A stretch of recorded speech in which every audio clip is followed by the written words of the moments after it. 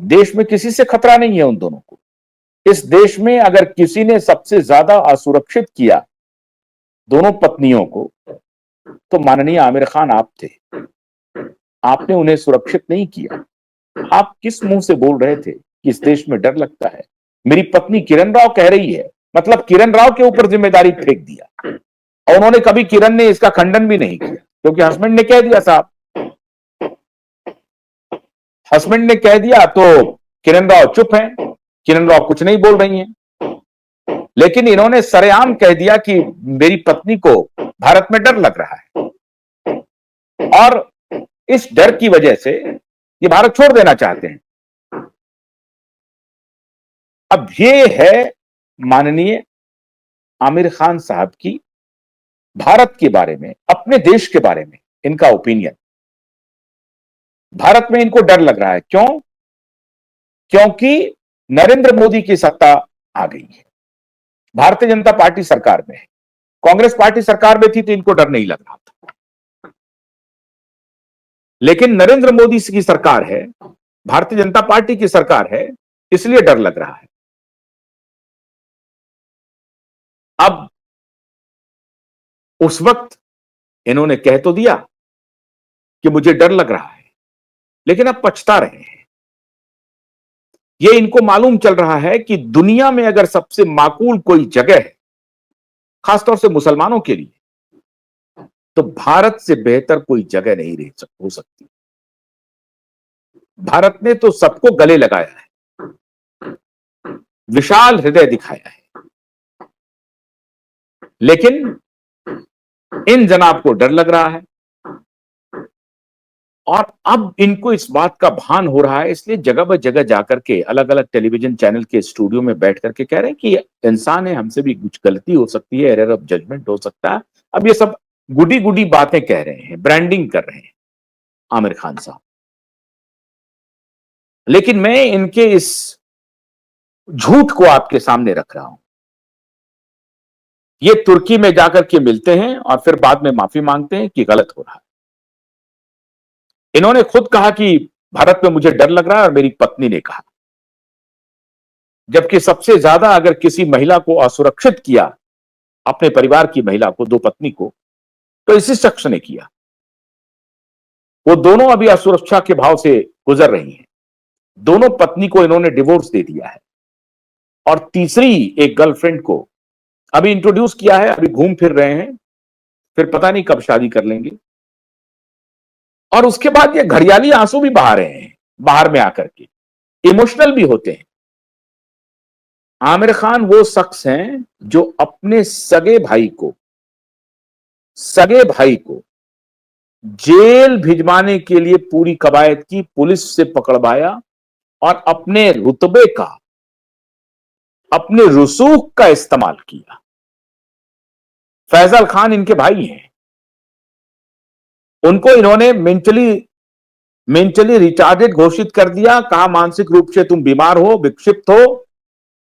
Police में जाकर के फैजल खान के खिलाफ कहा कि इनसे आप अदालत में जाकर के कि ये अभी अपना एफिडेविट दे रहे हैं कि मेरी मानसिक स्थिति ठीक नहीं है, इसलिए मैं किसी भी फाइनेंशियल निर्णय में किसी चेक पर मेरे दस्तखत मान्य नहीं होंगे।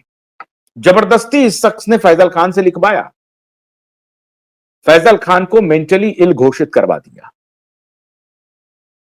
आज फैजल खान की करियर चौपट हो गई। फैजल खान को अदालत में केस लड़ना पड़ा, फर्जी डॉक्टर से, प्राइवेट डॉक्टर से, जो पैसे के लिए कहीं भी गिर सकते हैं। और आमिर खान अगर बोलेंगे किसी को तो उनकी बात को कौन डिनाई करेगा। तो फर्जी डॉक्टर से सर्टिफिकेट फर्जी बनवा करके अपने भाई को मेंटली रिटार्डेड घोषित करवा करके उसको डिप्रेशन की दवा खिला करके बीमार कर दिया। वो व्यक्ति इनके घर से भाग करके वो जर्नलिस्ट के पास गया। जर्नलिस्ट ने कहा कि मैं पब्लिश करता हूं। फिर बाद में वो व्यक्ति फैजल डर गया तो जर्नलिस्ट को रोक दिया। फिर किसी शख्स ने उन्हें समझाया कि आप सबसे पहले अपना इलाज किसी सरकारी अस्पताल में जाकर के करिए। फैजल खान की तस्वीर आपके पास है या नहीं है पता नहीं। किसी सरकारी अस्पताल से जाकर के अपना टेस्ट करवाइए। फिर इनके भाई ने, फैजल खान ने जाकर के किसी सरकारी अस्पताल में साइकियाट्रिस्ट से टेस्ट करवाया और फिर उस साइकियाट्रिस्ट ने फैजल खान को कहा कि आप पूरी तरह से फिट हैं, आप बीमार नहीं हैं। और फिर वो सर्टिफिकेट उन्होंने कोर्ट में प्रोड्यूस किया। कोर्ट में फैजल खान को लड़ाई लड़नी पड़ी, केस लड़ना पड़ा कि मैं फिजिकली फिट हूं या अनफिट हूं, मेंटली फिट हूं या अनफिट हूं। अदालत में फैजल खान ने केस को जीता। अदालत में। ये फैजल खान है आमिर खान साहब के भाई, छोटे भाई हैं, 1-1.5 साल ही छोटे हैं।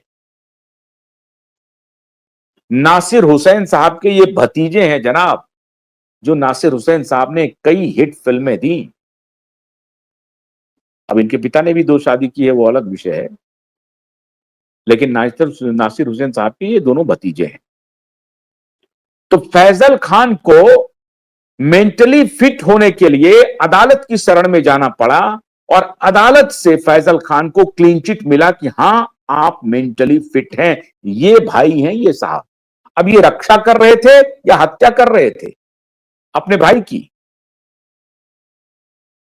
दुनिया की निगाह में तो कहेंगे कि अपने भाई का इलाज करवा रहे थे, डिप्रेशन का इलाज करवा रहे थे। लेकिन डिप्रेशन के इलाज में ये सब कैसे आ गया कि फाइनेंशियल सिग्नेचर ना कोई कर दे, ये ना कर दे।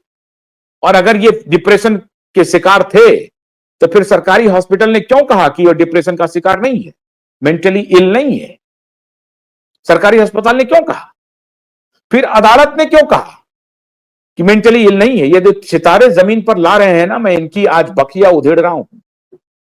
एक क्यूबाइड नेटवर्क है जो सच सच सबके सामने लाता है, और ये जो चिकने चुपड़े चेहरे हैं ना, उसके पीछे कौन सा चेहरा है उसके सामने रख रहा हूं। अदालत से क्लीन चिट लेना पड़ा फैजल खान को, और ये अदालत में हार गए आमिर खान और उनका पूरा परिवार। फैजल खान कहते हैं कि पूरे परिवार पर आमिर खान का इतना दबदबा था कि कोई भी व्यक्ति हमारे परिवार का उनके खिलाफ नहीं जा सकता था।